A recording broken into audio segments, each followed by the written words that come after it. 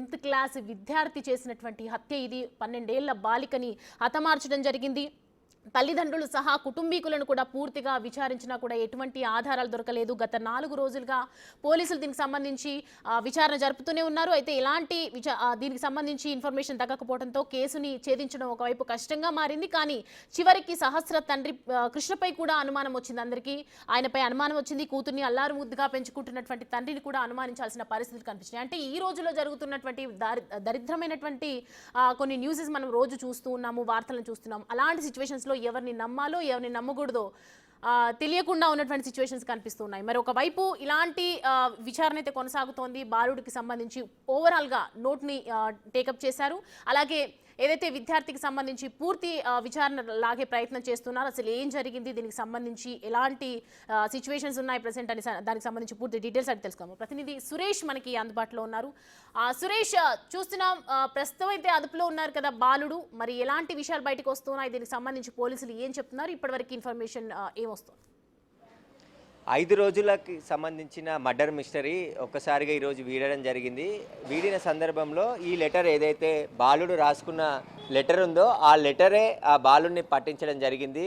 మొదట పోలీసులు బాలుడిని అదుపులోకి తీసుకొని విచారించిన సందర్భంలో అతను హత్య చేసిండా లేదా అనే దానికి సంబంధించి అనుమానాలు ఉండేవి. కానీ తాను ఇక్కడ మిషన్ డన్ అని లాస్ట్లో రాసుకున్నాడు. అంటే ముందుగానే ఆ ఇంట్లోకి వెళ్ళాలి, దొంగతనం చేయాలి, ఆ తర్వాత అడ్డొస్తే ఎవరినైనా పొడిచి చంపాలి అని చెప్పేసి కూడా మొత్తం ఆ పాయింట్ టు పాయింట్ మొత్తం రాసుకోవడం జరిగింది. ఫస్ట్ గో టు హోమ్ అని చెప్పేసి రాసుకున్నాడు. అంటే ఆ ఇంట్లోకి ఎలా వెళ్ళాలి అనేది ఒక మ్యాప్ పేపర్లో రాసుకొని దాన్ని పక్కాగా ఇంప్లిమెంట్ చేశాడు జరిగింది. తర్వాత టేక్ గ్యాస్ అండ్ టేబుల్ అని చెప్పేసి రాసుకున్నాడు. అదేవిధంగా and next keep the door అని చెప్పేసి, అంటే డోర్ ఓపెన్ చేసి లోపలికి వెళ్ళాలని చెప్పేసి కూడా రాసుకోవడం జరిగింది. కట్ విత్ ఇన్ నైక్ అంటే ఒక కత్తిని కూడా తీసుకోవడం జరిగింది. తన వెంట తీసుకెళ్ళి లోపలికి తీసుకెళ్ళడం జరిగింది. Take money and lock for the home, అంటే డబ్బులు తీసుకున్న తర్వాత లాక్ తీసేయాలని చెప్పేసి కూడా రాశాడు. దీంట్లో నెక్స్ట్ ఏదైతే అండ్ దీనికి సంబంధించి అంటే మొత్తం అయిపోయిన తర్వాత మిషన్ డన్ అని చెప్పేసి రాసుకున్నాడు. అసలు మొత్తం బాలుడు ఏ విధంగా ఈ స్కెచ్ వేసుకున్నాడు, ఎక్కడ యూట్యూబ్లో చూసి ఇదంతా కూడా ప్లాన్ చేసుకున్నాడా లేదంటే ఇతర కారణాలు ఏమైనా ఉన్నాయా అనే దానికి సంబంధించి పోలీసులు ఇన్వెస్టిగేషన్ చేస్తున్నారు. బాబు అదుపులోకి తీసుకొని విచారించిన సందర్భంలోనే ఈ హత్య కేసుకు సంబంధించి విషయం బయటకు వచ్చింది. ఇంటి పక్కన ఉన్నటువంటి బాబే 15 సంవత్సరాల బాబు హత్య చేశాడని చెప్పేసి కూడా పోలీసులు నిర్ధారించారు. అయితే గత కొద్ది రోజులుగా సోషల్ మీడియా ద్వారా మంచి చెడు రెండు జరుగుతున్నాయి. చెడు ఎక్కువగా జరుగుతుంది, అందులో ఇది కూడా ఒక అంశం అని చెప్పొచ్చు. ఎందుకంటే బాబు ఫోన్ ద్వారా యూట్యూబ్లో లాక్ ఎలా బ్రేక్ చేయాలి, లోపలికి ఎలా వెళ్ళాలి, తర్వాత హుండీలో ఉన్న డబ్బులు ఎలా తీసుకోవాలి, మళ్ళీ రిటర్న్ ఎలా రావాలి, మిషన్ ఎలా డన్ చేయాలి అనే దానికి సంబంధించి పాయింట్ టు పాయింట్ రాసుకున్నాడంటే యూట్యూబ్లో చూసి ఒక ఇంట్లోకి చోరీకి వెళ్ళి మళ్ళీ ఎలా సేఫ్గా తిరిగి రావాలి అనే దానికి సంబంధించి అడ్డుకుంటే కత్తితో పొడిచాలని చెప్పేసి కూడా పథకం ప్రకారం ఈ లోపలికి వెళ్ళి అక్కడ పాప అడ్డుకోవడంతో పాప చూసిందని చెప్పేసి కసితో పాపని దాదాపు 20కి పైగా కత్తిపోట్లతో పొడిచి హత్య చేసినట్టుగా పోలీసులు గుర్తించారు. ప్రస్తుతం బాబుని ఎస్ఓటీ పోలీసులు అదుపులోకి తీసుకోవడం జరిగింది. అన్ని కోణాల్లో కేసుని దర్యాప్తు చేస్తున్నారు. 5 రోజుల నుంచి మొత్తం ప్రత్యేక టీమ్స్ని ఫామ్ చేసి అసలు మర్డర్ చేసింది ఎవరు అనే దానికి సంబంధించి ఆ సహస్ర ఇంటి చుట్టూ ఉన్నటువంటి వారి ప్రతి ఒక్కరిని కూడా విచారించారు. విచారించిన క్రమంలోనే బాబు హత్య చేసిన తర్వాత ఇంటి పైకి వెళ్ళి పక్క బిల్డింగ్లో 15 నిమిషాల పాటు అక్కడే దాక్కొని ఉన్నాడు. ఆ తర్వాత బయటికి రావడం, ఆ బిల్డింగ్ నుంచి కిందికి దిగిపోవడం జరిగింది.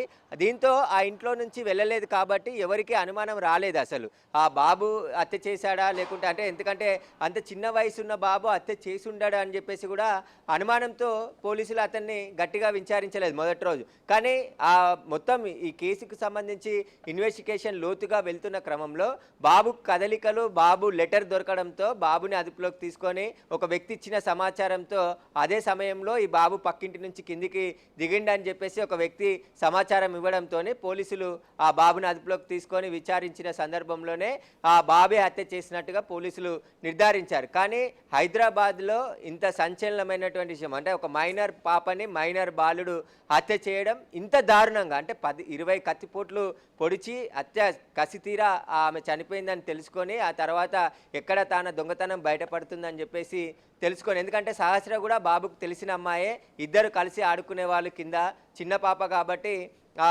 చిన్నపిల్లలందరూ కలిసి రోజు ఆడుకుంటూ ఉంటారు. అలా పరిచయం ఉన్నటువంటి బాబే ఇంట్లోకి వెళ్ళి హత్య చేయడం అంత సెన్సేషనల్గా మారింది అక్కడ సందర్భంలో. ప్రస్తుతం ఆ కాలనీ వాసులకు సంబంధించి కూడా ఒక్కసారిగా షాక్కు గురైపోయినారు. ఎందుకంటే బయటి వ్యక్తులు ఎవరో వచ్చి హత్య చేసి ఉంటారని చెప్పేసి కూడా ఇన్ని రోజులు భావించారు. కానీ ఇంటి పక్కనున్నటువంటి మైనర్ బాలుడే ఈ హత్య చేశాడని తెలుసుకొని అందరూ కూడా ఆశ్చర్యానికి లోనైన పరిస్థితి. పోలీసులు కూడా మొదట షాక్కు గురయ్యారు. అసలు ఇంత 15 సంవత్సరాల బాబు ఇంత దారుణంగా ఆ పాపని ఎలా హత్య చేసి ఉంటాడని చెప్పేసి కూడా నమ్మలేదు. కానీ ఇప్పుడు ఏదైతే లెటర్ బయటపడిందో, ఈ లెటర్లో మిషన్ డన్ అంటే తాను వెళ్ళి దొంగతనం చేసినటువంటి సందర్భంలో రాసుకున్న లెటర్ ఇది. మొత్తం అంటే హత్య చేసి వచ్చిన తర్వాత రాసుకున్నాడా, ముందే రాసుకున్నా అంటే పైన అంతా రాసిన తర్వాత ఆ మిషన్ డన్ అనేది రాసిండు. కాబట్టి ఆ మిషన్కి సంబంధించి అంటే తాను ముందుగానే ఈ హత్య ఇంట్లో చోరీ చేసి హత్య చేయాలని చెప్పేసి పథకం ధరించినట్టు తెలుస్తుంది. ఎలా చేశాడనే దానికి సంబంధించే ఇతనికి ఇంకా ఎవరైనా సహకరించారా, ఆ బాబు ఒక్కడే ఇంట్లోకి వెళ్ళాడా, దానికి సంబంధించి పోలీసుల దర్యాప్తు కొనసాగుతుంది. 5 రోజుల నుంచి అనేక కోణాల్లో ఈ కేసుని దర్యాప్తు చేసిన పోలీసులు ఎట్టకేలకు ఛేదించి మైనర్ బాలుడే ఈ హత్య చేసినట్టుగా పోలీసులు అయితే నిర్ధారించారు. అయితే సురేష్, ఇప్పుడు అంటే మనం చూస్తున్నాము నోట్ చూసినట్టు కానీ అంతా ఓవరాల్గా దీనికి సంబంధించి చూస్తే ఎవరిని మనం పాయింట్అవుట్ చేసి మాట్లాడాలన్న ఉద్దేశం అయితే లేదు. కానీ ఒకవైపు మనం ఆ ఏరియాలో చూడొచ్చు, రకరకాలుగా ఉన్నారు, చాలామంది పీపుల్ ఉన్నారు, ఎక్కువగా పాపులేషన్గా ఉంది, క్లమ్జీగా కనిపిస్తుంది, ఎంతోమంది ఇండ్లు ఉన్నాయి అక్కడ. వైయుల్లి సహస్ర హౌస్ అంటే ఏం చెప్తారు?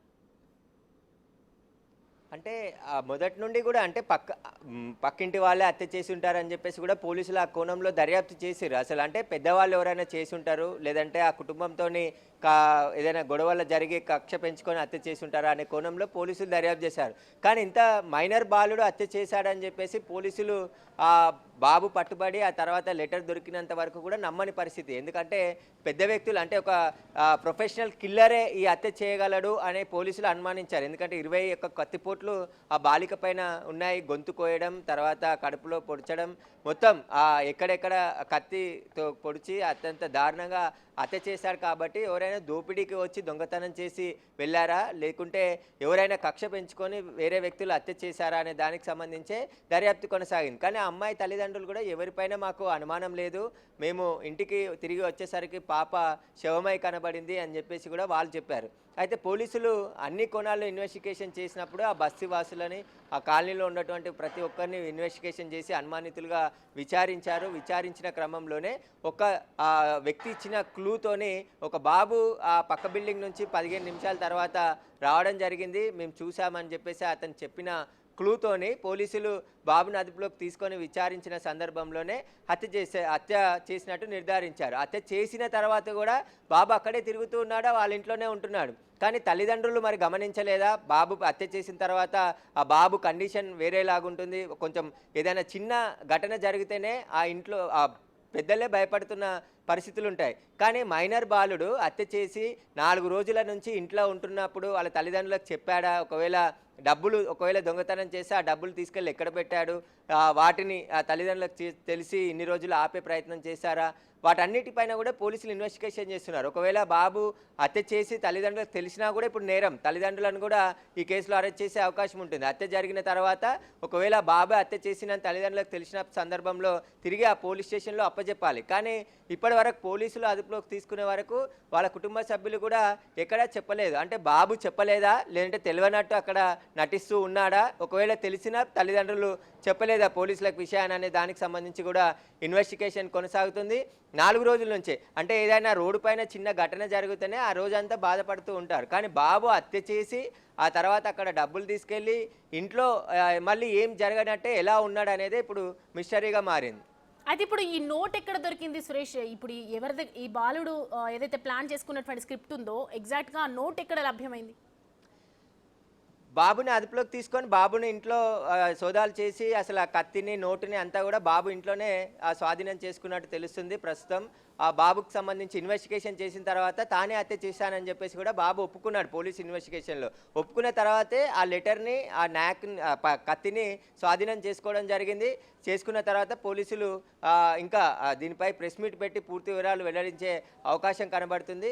అయితే బాబు హత్య చేసిన తర్వాత ఎక్కడెక్కడ వెళ్ళాడనేది ఇప్పుడు పోలీసులు ఇన్వెస్టిగేషన్ చేస్తున్నారు. అంటే డబ్బుల కోసమే హత్య చేసి ఆ డబ్బులు తీసుకెళ్ళి ఎక్కడ పెట్టాడు, ఇంట్లోకి వెళ్ళిన తర్వాత బాబు ప్రవర్తన పైన ఇంట్లో తల్లిదండ్రులకు ఎలాంటి అనుమానం రాలేదా, ఒకవేళ వచ్చి తెలిసినా కూడా చెప్పలేదా బయటికి అనే దానికి సంబంధించి ఇప్పుడు పోలీసులు ఇన్వెస్టిగేషన్ చేస్తున్నారు. పక్కింటి కుర్రాడే ఇంత దారుణానికి పాల్పడ్డాడంటే దానికి సంబంధించి ఇంకా వేరే కారణాలు ఏమైనా ఉన్నాయా, వాటన్ని కోణాల్లో పోలీసులు ప్రస్తుతం దర్యాప్తు కొనసాగుతుంది. దర్యాప్తులో అన్ని విషయాలు కూడా బయటకు వస్తాయని చెప్పేసి పోలీసులు చెప్తున్నారు. అయితే సురేష్, అంటే ఈ కేసుకి సంబంధించి పూర్తిగా ఎక్స్ప్లెనేషన్ ఎప్పుడు వచ్చే అవకాశాలు కనిపిస్తున్నాయి? ఖచ్చితంగా ఈరోజు ఈవినింగ్ అంటే మరికొద్ది సేపట్లో ప్రెస్ మీట్ పెట్టే అవకాశం ఉంది. లేదంటే రేపే ఇప్పుడు ఆల్రెడీ పోలీసుల అదుపులో బాబుండు కాబట్టి రేపు రిమాండ్ చేసిన తర్వాత జువెనైల్ హోమ్కి పంపించే అవకాశం ఉంటుంది మెజిస్ట్రేట్ ముందు హాజరుపరిచిన తర్వాత. ఎందుకంటే మైనర్ బాలుడు కాబట్టి మైనర్ జువెనైల్ హోమ్ ఉంటుంది. మైనర్ హోమ్కి పంపించి బాబుకి సంబంధించి ఇన్వెస్టిగేషన్ కంటిన్యూ చేస్తారు. ఇన్వెస్టిగేషన్లో ఇంకెవరైనా పాత్ర ఉంటే వారిని కూడా పోలీసులు అరెస్ట్ చేసే అవకాశం ఉంది. ఈరోజు లేదా రేపు ఉదయం పోలీసులు ఒక ప్రెస్ మీట్ పెట్టి ఈ హత్యకు సంబంధించిన పూర్తి వివరాలు కూడా బాలనగర్ డీసీపీ సురేష్ వెల్లడించే అవకాశం కనబడుతుంది. మరికొద్ది సేపట్లోనే మీడియాతో కూడా మాట్లాడి లేదంటే ఒక ప్రెస్ నోట్ ద్వారా ఈ హత్యకు సంబంధించిన పూర్తి వివరాలు కూడా వెల్లడించే అవకాశాలు కనబడుతున్నాయి. ఇంకా క్లూస్ కావాలి, ఎందుకంటే కోర్టులో హాజరుపరిచిన సందర్భంలో బాబు హత్య చేశాడనే దానికి సంబంధించిన టెక్నికల్ ఎవిడెన్స్తో పాటు ఆధారాలన్నిటిని కూడా కోర్టుకు సబ్మిట్ చేయాల్సి ఉంటుంది. కాబట్టి ఖచ్చితంగా వాటన్నిటి కోసం పోలీసులు ఇన్వెస్టిగేషన్ చేస్తున్నారు. ఈ లెటరే ఈ కేసులో కీలకమైనటువంటి అదిగా పోలీసులు అనుమానిస్తున్నారు. ఎందుకంటే లోపలికి వెళ్ళడం, కత్తి తీసుకెళ్లడం, డోర్ బ్రేక్ చేయడం, తర్వాత అక్కడ ఉన్న డబ్బులు తీసుకోవడం, మళ్ళీ డోర్ లాక్ చేయడం, డోరు లోపల చోరీ చేసే సమయంలో డోర్ పెట్టుకోవడం, ఇవన్నీ కూడా ఒక దొంగలు ఏ విధంగా అయితే ప్లాన్ చేసుకుంటారో ఆ బాబు కూడా ప్లాన్ చేసుకొని ఈ హత్య చేసినట్టుగా పోలీసులు గుర్తించడం జరిగింది. కాబట్టి ఇప్పుడు ఇన్వెస్టిగేషన్ కొనసాగుతుంది. సైబరాబాద్ ఎస్ఓటీ పోలీసుల అదుపులో బాబు ఉన్నాడు. బాబుకి సంబంధించిన తల్లిదండ్రులను కూడా విచారిస్తున్నారు. అసలు ఈ హత్యకు ఇంకా ఇతర కారణాలు ఏమైనా ఉన్నాయా అనే కోణంలో కూడా దర్యాప్తు చేస్తున్నారు. ఇక్కడ మిషన్ డన్ అని ఎందుకు రాసుకున్నాడు అనేది కూడా పోలీసులు ఇన్వెస్టిగేషన్ చేస్తున్నారు. మైనర్ బాలుడు ఇలా క్రూరంగా మారడానికి కారణాలు ఏంటి, ఇంత క్రూరల్గా మర్డర్ చేయడానికి గల కారణాలు ఏంటి, వాటన్నిటికీ సంబంధించి కూడా పూర్తిగా ఇన్వెస్టిగేషన్ కొనసాగుతుంది.